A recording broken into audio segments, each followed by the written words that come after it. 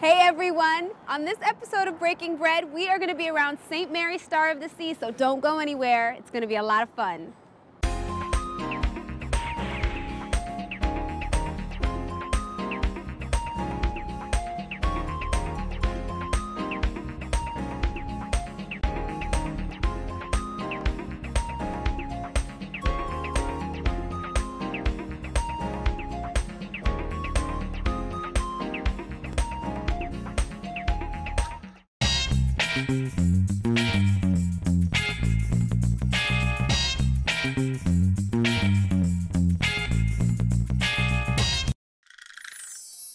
Hello everyone and welcome to another episode of Breaking Bread. I'm Tati Amara, taking you around the best restaurants around your parish. Now today we are around St. Mary's Star of the Sea in Carroll Gardens. And this neighborhood is really cozy and residential, but it has the hustle and bustle of the BQE right down the street. And it's also filled with cute cafes and fabulous restaurants. Now we're going to meet up with Monsignor Jamie a little bit later on, and we're going to talk about the meaning of St. Mary's Star of the Sea, another attribute of the Blessed Mother, and we'll give you a great explanation and talk about the neighborhood and have a great time. So let's get this show going.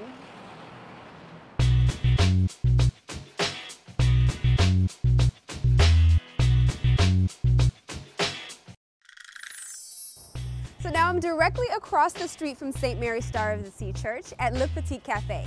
Now I hear that this place is fabulously popular with the parishioners there, and they've got one of the best brunches in the neighborhood. And they say I'm in for a few surprises, so let's go inside and see what they're talking about.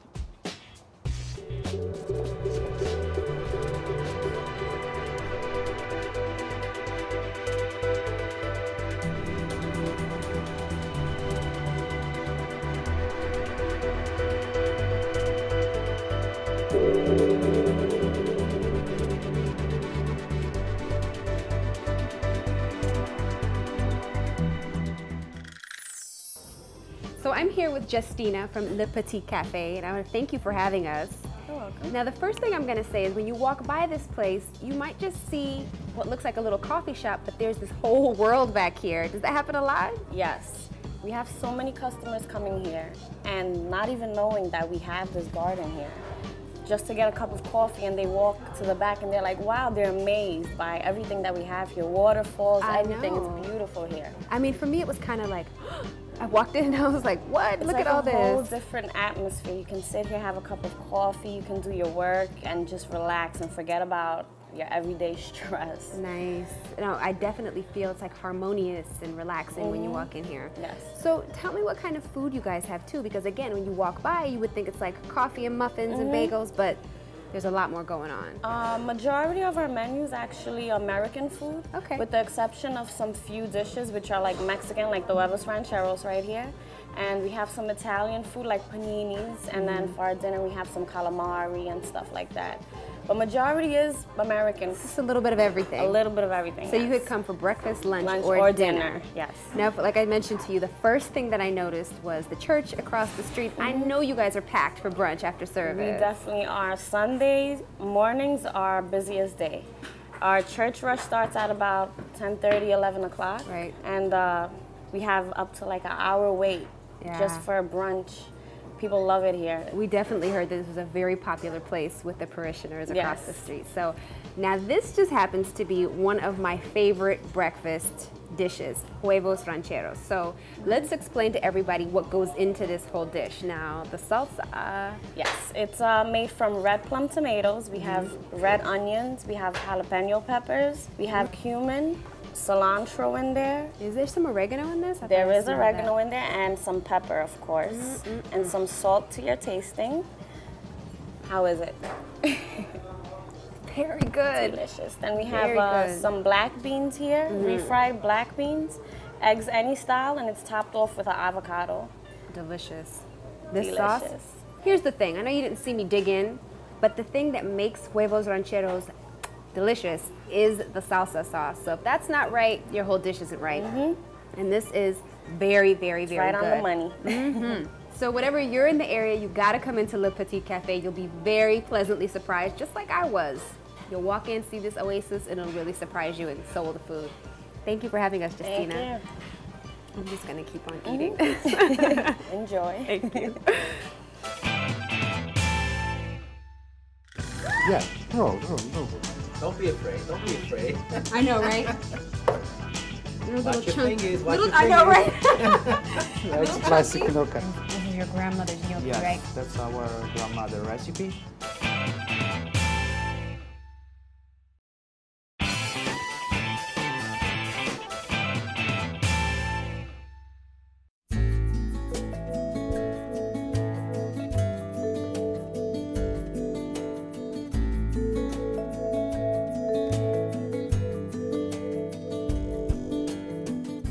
Welcome back to Breaking Bread, everyone. And look, Monsignor Jamie joined us. Hi, Tati. How are you? Good. What do you think of this place? It's so unique. I mean, beautiful. I feel like I'm in a rainforest. It feels like a rainforest, doesn't it?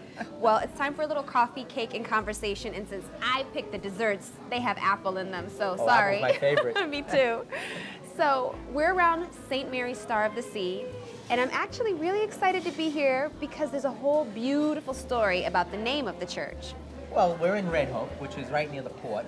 And, you know, years ago, the ports were very busy, not like today. Mm-hmm. And the church was established. It's one of the oldest churches in the diocese. Right, you were telling me. Well, many of the churches that were established near the ports. Mm-hmm. Because that's where all the activity was. That's where all the ships came in. Right. Where people lived and worked.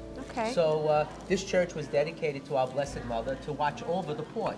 Right. Mary started Star of the Sea, like many parishes throughout the country and throughout the world around the sea have been given the title Our Lady Star of the Sea to watch over, you know, the workers, the port, you know, the people that would come in on the ships. Out. Mm-hmm. Right. So it's, you know, our Blessed Mother, you know, is the protects all different forms of people, and we turn to our Blessed Mother for, you know, protection and comfort. And the sea has always been, has always looked to the Blessed Mother for protection. Sure, smart, right?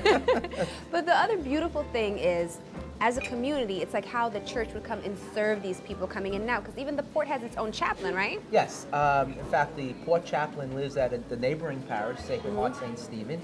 And I think we were there recently.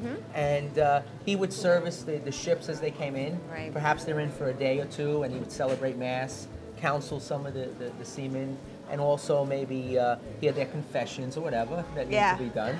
And there aren't that many port chaplains anymore because the ports aren't what they used to be. Right. But as you know, we have chaplains in all areas of the church, and the business world.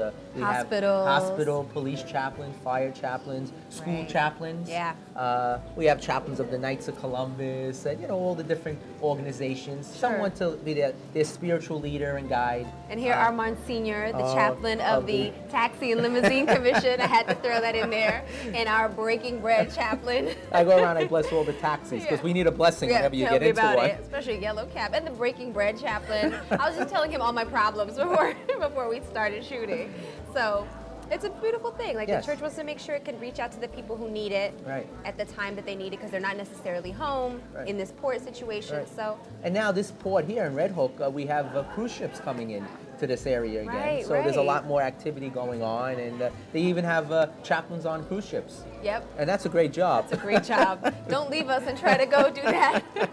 I wish, but so that's, you know, we turn to our Blessed Mother for protection, and the people of that travel on the sea has always looked to our Blessed Mother. That's a wonderful thing. Well, let's eat up a little bit, and let's check out the whole neighborhood. I hear there are also great places to eat around here. Oh, this area, many nice restaurants. I can't wait to get started.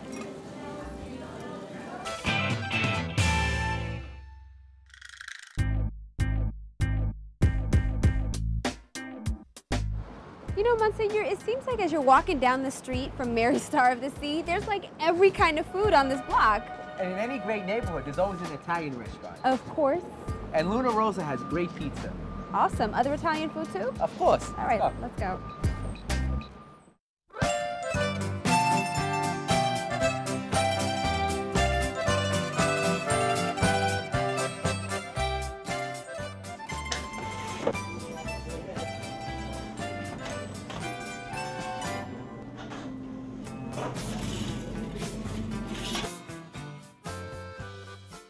All right, guys, so we came into Luna Rosa, and here Pasquale, one of the owners, decided to give us a lesson on how to make gnocchi. So we just went for it, right, Monsignor? Gnocchi is my favorite pasta. So, and I don't know how to make it, so what do we do? I'm so excited. This is the pasta. The roll. Now that's flour and potato. Flour and potato. That's it. Old Nothing style. else. Now, Pasquale, you said this is how your grandmother used to make it, right? Yes. It's delicious and natural, healthy. And simple. It's simple. That's it. You can do for your home, you know? Now some people put eggs, some people put ricotta. This is simple potato and flour. Nice.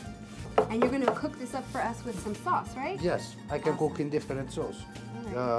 Regular sauce, for cheese sauce, seafood sauce. Okay, It's I'll very let good. you pick whatever you decide we'll eat. Okay, can I try? Okay. You know, Why not? good. Why not? You gotta live a little, right? Yeah, roll. Don't be afraid. Don't be afraid. I know, right? Okay. Roll it a little more. It's too Yeah. much, right? That's Okay. right. There are little Watch your chunks. fingers. Watch your I know, fingers. right? It's classic chunky. no cut. The wood. Voila. Not Right, bad, not bad. perfect. I tried. I couldn't help myself. It looked like too much fun. Now I know you're gonna go in the kitchen and you're gonna make something with the gnocchi for us, right? No problem. All right, No thank problem. you. See how easy that was? That was easy. I didn't mess it up either. This is the gnocchi, and in 2 minutes it's ready.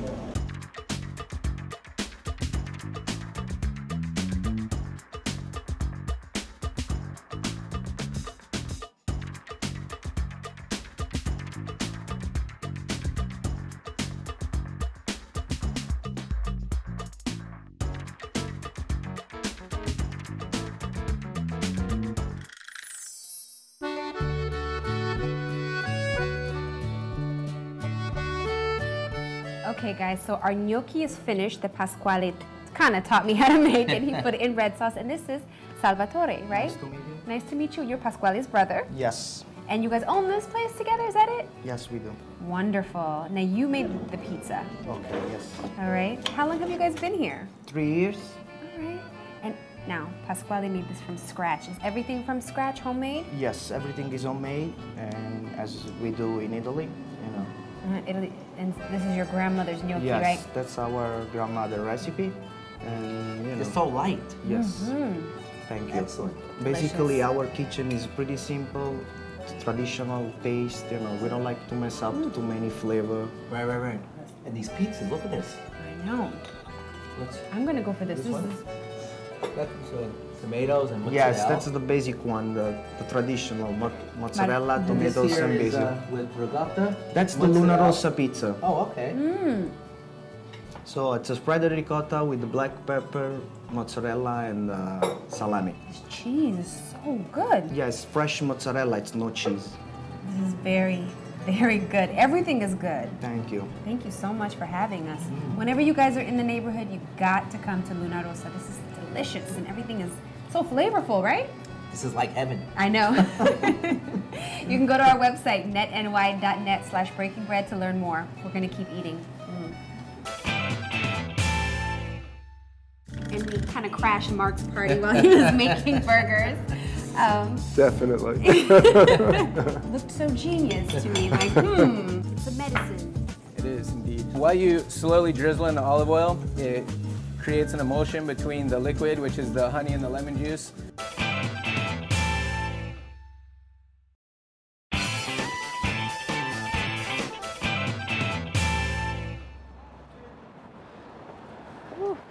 Monsignor, I am stuffed. Oh, that was delicious. Real traditional home cooking. It was fantastic. You know that was someone's grandmother's recipe. That food was amazing. Do But we have room for hamburgers? I don't think we have a choice. They're expecting us. Let's go. Come on.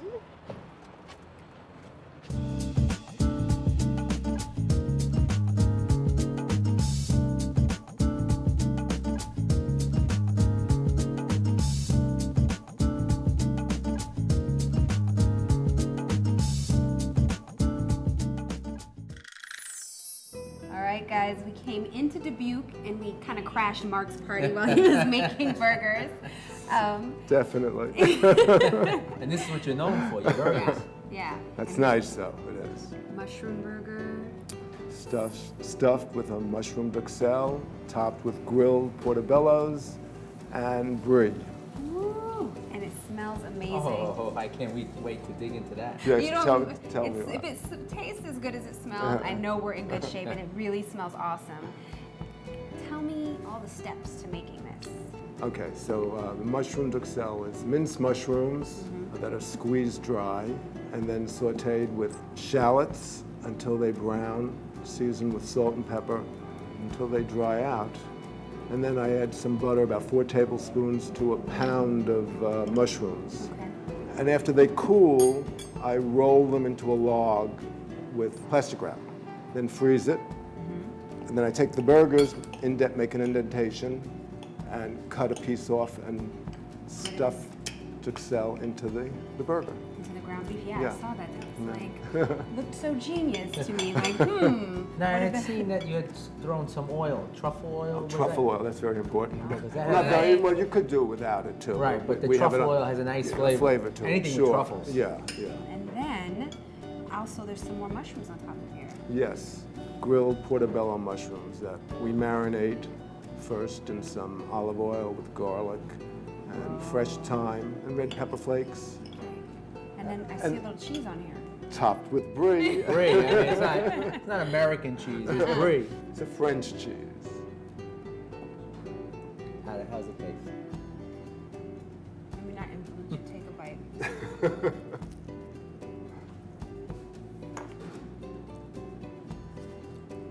That is out of this world. Oh my gosh. That is good. Are you kidding me? This is outrageous. Very good. There's going to be a line out that door telling in you. another week or two. Once word gets out. Oh my gosh. This is good. I don't think it could be more clear about it. So remember, when you are in Carroll Gardens, you gotta come by Dubuque for a delicious and unique burger. It's not like you just find this everywhere, right? That's right. Thank you so much for having us. Thank you, Mark. Pleasure. Thanks This for is coming in. Really good. Now that was definitely worth a stop. What do you think? I am so stuffed. I think I'm going to have to roll back to the parish. At least you'll get your work done on a full stomach. Okay. All I'll see you right. later. See ya.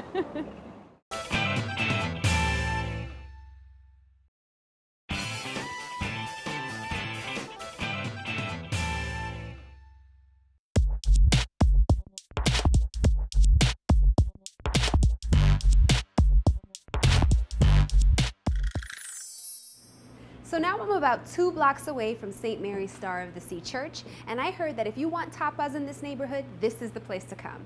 Welcome to Paulo Cortado. Now, let's get in that kitchen and see what they're gonna make for us. Come on.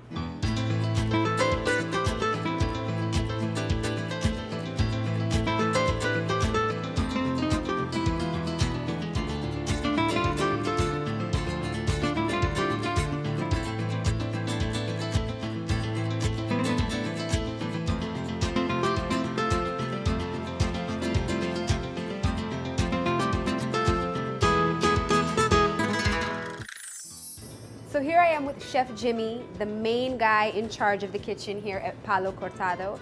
And tell me what we're gonna make here. I see like this beautiful array of ingredients. Today we're gonna make a classic Spanish dish from Galicia. It's on the northwest corner of Spain. Oh, I've been there. And it's called pulpo a la gallega. Oh, cool. Let's get started. Basically, this dish consists of octopus, which is the main ingredient, potatoes, and it's heavy on the pimenton, which is Spanish paprika. Let's do it. Sounds good to me. All right, so when we first start the dish, when I get this order, this is one of our most popular dishes. You start with the potatoes, some olive oil in the pan. So you want to heat it up a little bit, add a little salt. All right, so you put, is that coarse salt? Yeah, this is sea salt. Nice. And I put it on the bottom of the pan, so when I put the potatoes in, it's already kind of seasoned on one side. Got it. Fresh pepper. Pepper for the same reason? Yep. Throw on the potatoes, and you got to make sure they're all kind of flat so it gets nice color. And then you want to season the other side as well. Now while these potatoes are roasting, I'm going to do the vinaigrette, which is kind of my part of the pimenton in this dish. It's a simple vinaigrette. Basically, a vinaigrette consists of 1/3 of any kind of acid and then 3 parts of oil. So we're going to start out with honey, which is miraculous. If you've never studied it before, it's worth it. It's a medicine. It is indeed. Then some lemon juice. That was 2 ounces of honey, juice of 1 lemon. This is smoked pimenton and has a nice smoky flavor, so it's going to go well with the potatoes that are getting a nice color on it right now. season it with a little salt. So I'm gonna whisk these ingredients together. Nice. Like this. Beautiful red color. Nice and deep. So get them nice and incorporated like this, all mixed together. And then you emulsify this vinaigrette with olive oil platform and drizzle in some olive oil slowly. And we're looking for about a half a cup right here to kind of balance the sweetness and the tartness of the lemon juice. So you're whisking while you're pouring it in. Tell me why. While you slowly drizzle in the olive oil, it creates an emulsion between the liquid, which is the honey and the lemon juice, and the fat particles from the oil. And they stick together and become a little bit thicker. You can see the mixture's getting some viscosity right here. It's a little bit thicker, kind of like a syrup. No, it's very, very visible. And this is going to create a nice glaze, sort of, for the crunchy potatoes. So we got our vinaigrette. I'm going to start out by garnishing the plate with a little bit of paprika. This is kind of like a classic garnish for this dish. They go really heavy on the pimenton for this. So next step is take those nice roasted potatoes, Smell seasoned awesome, well, by the way. salt and coarse black pepper. They're beautiful golden brown. There we go. Going on. Now I'm going to use the same pan to finish the octopus part of it. So we're going to start with that. There's already enough olive oil in the pan to saute the octopus with. Octopus is an ingredient that a lot of people are afraid to cook with because they don't know how to cook it. It's actually very easy to cook. Yeah. And we're going to start by sauteing this in the same pan, same olive oil. You want it to be medium-high heat so you get a little sizzle here going. You also want to season the octopus, salt. No need the pepper on this one, the pimenton will do the trick. So some salt, and this is some finely minced shallot that I did before. These are really fine, and basically it'll just melt away in the fat, and you won't really be able to tell that they're there, but it adds a nice kind of background flavor that's mellow. Also, I'm gonna add some fresh, coarsely ground coriander, which is actually the only spice that is also an herb, if you didn't know that. Nice. This is gonna create a citrusy, kind of nutty flavor that you'll get one bite here and there, so it won't be consistent across the board. It'll add interest and texture. The texture because it's very coarsely ground and not powdery, right? Exactly. Finish it with some fresh lemon juice.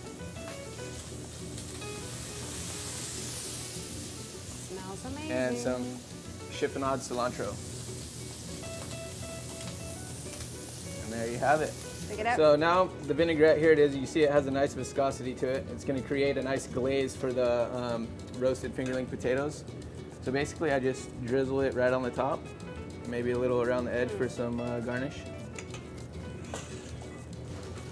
And then plate the roasted octopus, which is finished with the coriander seeds, lemon juice, and cilantro. Nice. And when I plate food, I try to make it have character. So the little tentacles and the little suction cups that octopus has, I try to keep it on the outside so you can definitely see the character of the beast that you're about to be eating. Well, listen, don't make it too nice, otherwise then I feel bad when I eat it, so, but that's good. You won't have any trouble. No, I will handle this, definitely. And here it is, polpo a la gallega. Nice, thank you so much. You're welcome. I'll give you a full report. Enjoy.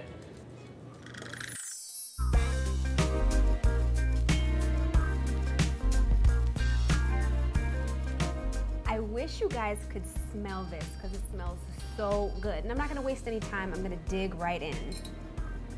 And here's the thing, everything is bite-sized. So you know me, I kinda like to take big bites, but they kinda handle that for me.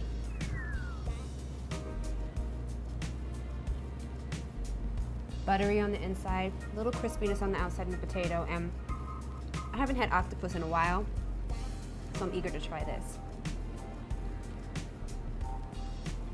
Very, very good. Not rubbery at all. And again, I love how there's simple ingredients and something tastes so good. The coriander is very slight, but so tasty. Kind of nutty, kind of spicy. Very, very good. So whenever you're in the neighborhood, you gotta come check out my new tapas spot. I'm gonna keep eating.